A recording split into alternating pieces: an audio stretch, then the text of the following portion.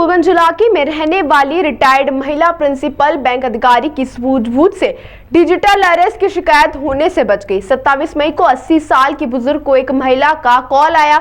उसने खुद को telecom regulation authority of India का कर्मचारी बताकर बुजुर्ग की सिम बंद करने की बात कही। फोन करने वाली महिला ने जेट एयरवेज के मालिक संबंध होने का आरोप लगाते हुए पहले महाराष्ट्र के कोलाबा पुलिस स्टेशन से बात और बाद में सीबीआई की महिला अफसर को कॉल ट्रांसफर करने की बात कही।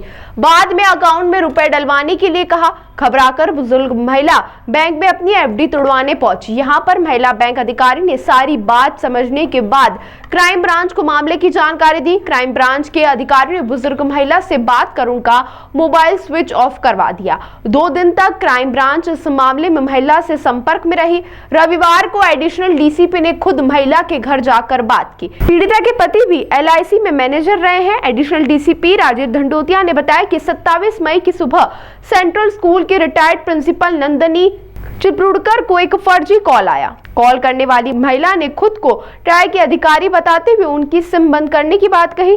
कारण पूछा तो कॉल कोलाबा स्टेशन ट्रांसफर कर दिया। यहां खुद को डीसीपी अनंत कुमार आर्य बताकर किसी ने बात की। उसने जेट एयरवेज के मालिक नरेश गोयल से पहचान होने का आरोप लगाते हुए नंदनी के अकाउंट से कई ट्रांजेक्शन होने की बात कही। नंदनी ने इनकार किया तो अन्य महिला अफसर रश्मि शुक्ला नाम से एक महिला नंदनी से बात की और बताया कि उनके साथ कई प्रोजेक्ट पर आपने काम किया है। नरेश ने खुद यह बात कोर्ट में बताई है। महिला पर कई एफआईआर दर्ज होने की बात करते हुए धमकाया। उन्हें वीडियो कॉल पर लेते हुए कमरे से बाहर जाने से मना कर दिया। नंदनी ने इसके बाद अपने पति और घर में काम करने वाले नौकर से बात नहीं की, खुद को कमरे में बंद कर लिया। ठगों ने कहा कि बचने के लिए उनके अकाउंट में 1 करोड़ रुपए ट्रांसफर करना होंगे। पीड़िता ने अकाउंट में जमा 52 लाख और 50 लाख की एफडी तुड़वा कर रुपए ट्रांसफर करने की बात कही। एफडी तुड़वाने नंदनी एसबीआई बैंक पहुंची। यहाँ मैनेजर गीतांजलि गुप्ता ने इतना बड़ा अमाउंट अचानक ट्रांसफर करने की बात पर सूझबूझ से काम लेते हुए सर्वर डाउन होने की बात करते हुए नंदनी को टाल दिया। इसके बाद एडिशनल डीसीपी राजेश धंडोतिया को कॉल कर जानकारी दी।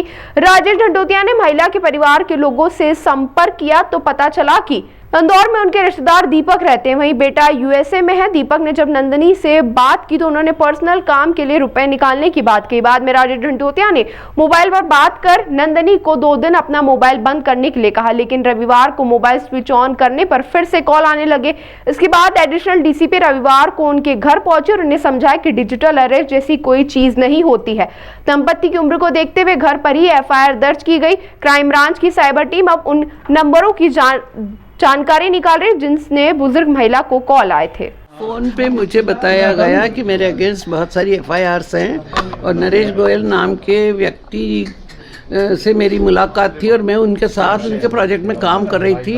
मेरा एक फेक अकाउंट उन्होंने बनाया था कैनरा बैंक में, उसके लिए वो पूछताछ कर रहे थे कि आपका अकाउंट है, ये प्रूवन है। मैंने कहा नहीं है मेरा अकाउंट, मेरा कोई अकाउंट नहीं है मुंबई में। फिर उन्होंने कहा कि आपके अगेंस्ट एफआईआर है। मैंने कहा मेरे को तो एक भी एफआईआर का पता नहीं है। फिर उन्होंने कहा उस अकाउंट से बहुत करोड़ों का लेन देन हुआ है तो आपको तुरंत पुलिस स्टेशन आना है, कोलाबा पुलिस स्टेशन। मतलब मनी लॉन्ड्रिंग की बात, मनी लॉन्ड्रिंग, ह्यूमन ट्रैफिकिंग, पता नहीं और भी बहुत सारी बातें उन्होंने की उस प्रोजेक्ट। तो आप डर के मारे का बैंक चली गई थी? पैसा देने वाली थी आप?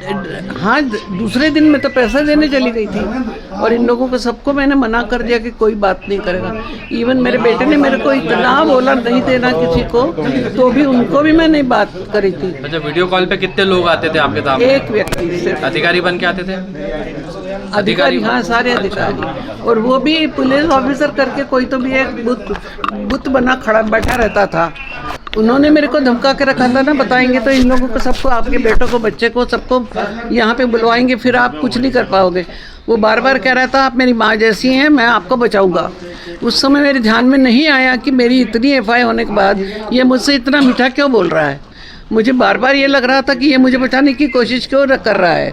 1 करोड़ 2 लाख रुपए कन्वर्ट होने वाले थे, 52 लाख तो उनके सेविंग अकाउंट में थे, वो कन्वर्ट होने थे, और 50 लाख की एफडी तोड़वाने के लिए बैंक में उस दिन 2 बार गई। और इनके जो फैमिली मेंबर हैं दीपक बूथड़ा और मैं कहना चाहूँगा पुष्पांजलि गुप्ता, ये जागरूक लोग थे। फिर उसके लड़के को भी खबर की तो लड़के ने भी फिर इनसे बोला कि किसी कुछ भी हो जाए आपको पैसा ट्रांसफ़र नहीं करना है। तो ये सब लोगों की अवेयरनेस की वजह से निश्चित रूप से एक बड़ी घटना डिजिटल अरेस्ट की टली है। मैं फिर कहना चाहूँगा इलेक्ट्रॉनिक मीडिया के माध्यम माध्यम से you may be educated but educated होना और अवेयर होना ऑल टुगेदर डिफरेंट थिंग। आपको अगर साइबर फ्रॉड से बचना है तो आपको अवेयर रहना होगा। और आज जैसा कि लोग अवेयर थे, दीपक बूथड़ा जी ने ही बताया, ये भी सोशल मीडिया पर लगातार जुड़े रहते हैं, कई लोगों के वीडियो, मेरे भी वीडियो उनके द्वारा देखे गए, तो कहीं ना कहीं वे अपडेटेड थे, अवेयर थे और उनके द्वारा मैडम को बताया गया, जिससे सही समय पर दीपक बूथड़ा जी ने और पुष्पांजलि गुप्ता ने एक घटना होने से बचा रही। पुलिस को खबर की, मैं तत्काल मैडम के संपर्क पर उसी दिन आ गया था, पर चूंकि आज दोबारा जब कॉल आने लगे, चूंकि पैसा नहीं गया तब फिर हम लोग आए और आज हम मैडम की कंप्लेंट ले रहे हैं यहीं पर कंप्लेंट लेने के लिए। कब फोन आया था आपको? बैंक से फ़ोन आया था मेरे पास 28 की इवनिंग को। तो फिर इस बीच आपका तो कोई समन्वय नहीं, उसके बाद समन्वय रहा। मैडम ने हमने बोल दिया था कि आप परेशान नहीं हो, मोबाइल को बंद कर लें, तो मैडम ने 2 दिन मोबाइल बंद किया, तीसरे दिन फिर खोला तो फिर से फ़ोन आना शुरू हो गए, फिर से डिजिटल अरेस्ट का प्रयास करने लगे, तो मैडम को फिर कहीं ना कहीं घबराहट हुई, तो फिर सब लोग आ गए और फिर अब रिपोर्ट लिखी जा रही है।